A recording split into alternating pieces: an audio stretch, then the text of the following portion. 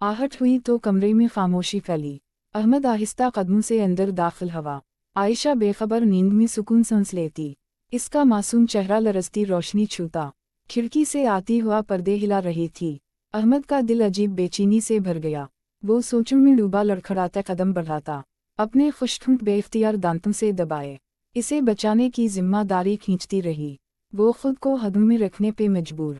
आज इसके अंदर नई जंग बरपा थी। वनी की रस्म इसका दिख बन चुकी। इस लड़की का मुस्तकबिल इसके हाथ। ये सोचकर अहमद की रूह कांपी। वो दिल थामकर करीब बैठ गया। आयशा के चेहरे पर खौफ की झलक इसके मासूमपन को दोगुना करती। गांव की रस्मों ने सब उलझा रखा। सच और झूठ में दीवारें खड़ी। आयशा की जिंदगी अजनबीम के बस। इस रस्म ने उसको लावारस छोड़ा। अहमद ने सांस लेकर खुद समझा, ये लड़की खौफ में जकरी वाज़ेह थी। इसका कपकपाता वजूद दर्द कहता। गांव की बुजुर्ग औरतों ने झूठ इसके जहन में जहर घोल रखा। वो बेखबर थी कि अहमद मुख्तलिफ इंसान, वो जालिम नहीं बल्कि इंसान दोस्त था। वनी की रस्म से नफरत रखता था, लेकिन मजबूर होकर उसे कबूल करना इसकी अंदरूनी दुनिया को तोड़ता रहा। आज आयशा की हालत ने उसे हिलाया। अचानक वो हिली और आंखें खोलीं। चौंक कर पीछे हुई लरजती आवाज़, आप कौन हैं? मुझे न छोड़िएगा। ये अल्फाज तीर बनकर अहमद पे गिरे और वो शर्मिंदा सा ठहरा। इसने हाथ फिजा में रोक दिया। दिल में अजीब टूट फूट जागी। मैं तुम्हारा शौहर हूँ आयशा बेटी। ये जुमला कहकर वो खुद कांपा। आयशा की आंखों में अजियत तैरती। वो पीछे समटी और कपड़े संभाले। आप मुझे तकलीफ नहीं देना। इस सवाल ने सब खामोश कर डाला। अहमद ने लब काट कर जब्त किया।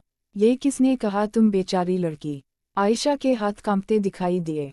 वो धड़कते दिल के साथ बोली, गांव की औरतें यही कहती थीं, वनी वाली पर शौहर जुल्म करते, उनका हक बहुत दर्द देता। ये जुमले सुनकर अहमद सुन हो गया।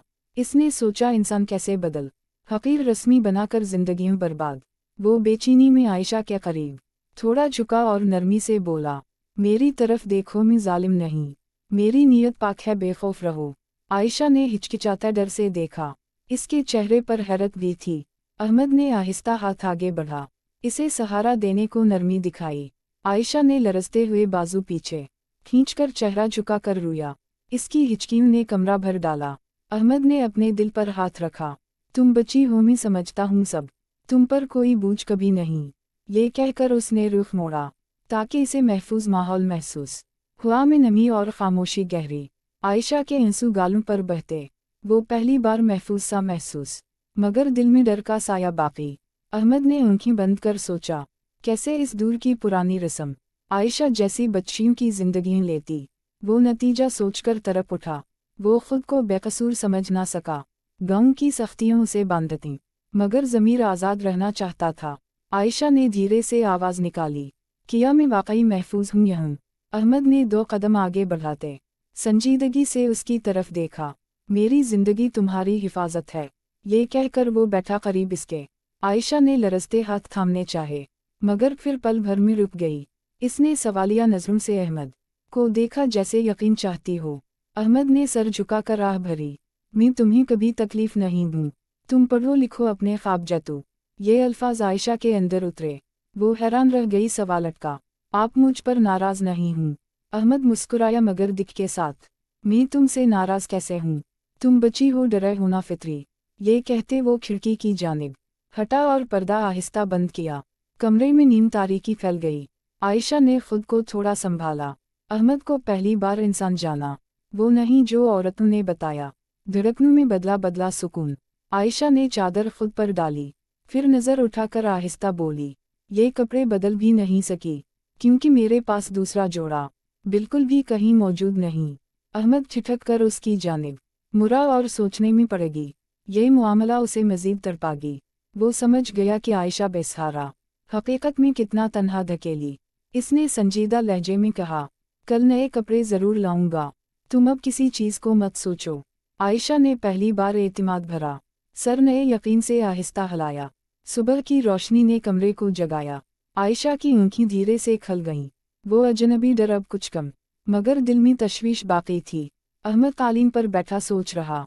रात के वाक़यात ने उसे बदला। वो जिम्मेदारी महसूस करने लगा। आयशा की मासूमियत ने उसे छुआ। आयशा ने उठकर चादर संभाली।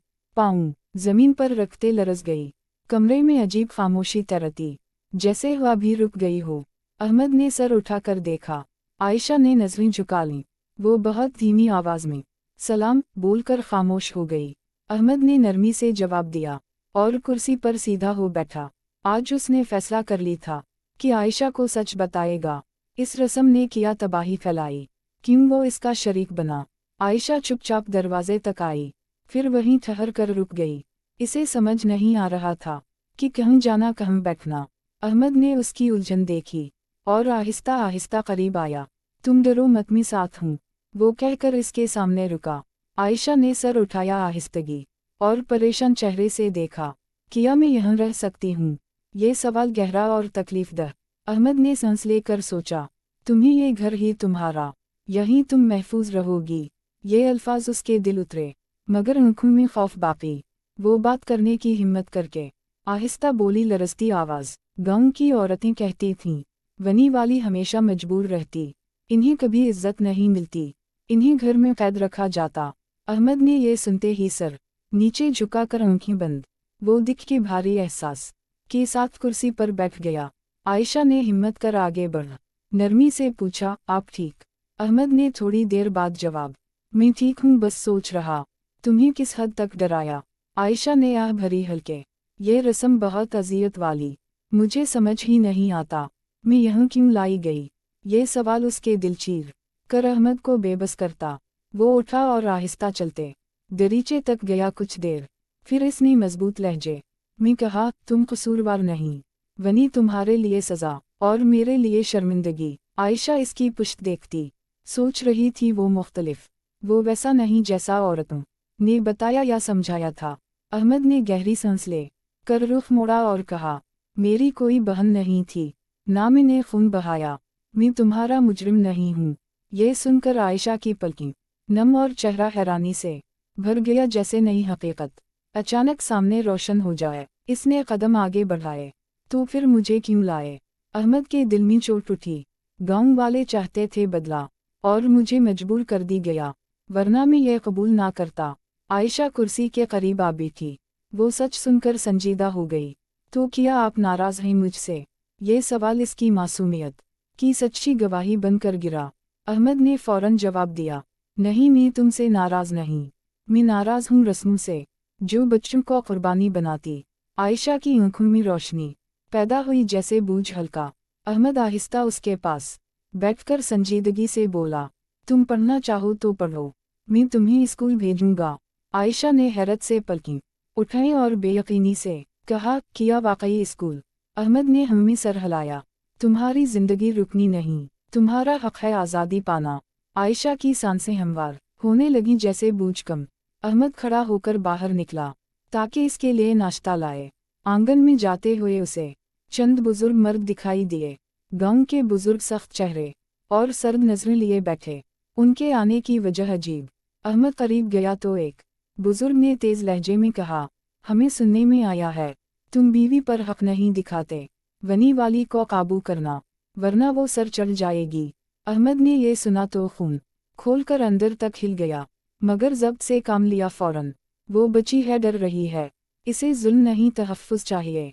बुजुर्गों ने देखा कहा लगाया, तहफ़्फ़ुज़ वनी वालियों का मुक़द्दर दानिश और सख्ती ही होता है। अहमद ने दंत भैंच कर कहा, मैं रस्मों से बड़ा इंसान होना चाहता हूँ, जुल्म नहीं।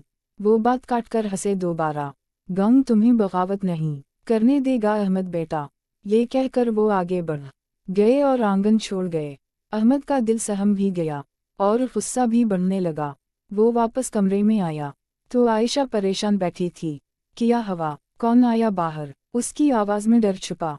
अहमद ने फैसला किन लहजे में कहा, कुछ नहीं हुआ, बस तुम मजबूत रहना सीखो, मैं हर मुश्किल में साथ खड़ा हूँ तुम्हारे। आयशा ने पहली बार हल्की मुस्कुराहट दिखाई, बेइख्तियार उसके दिल में तहफ़्फ़ुज़ का एहसास पहली दफ़ा जागा। अहमद ने खिड़की खोली, आहिस्ता हुआ अंदर आई ठंडी नरम।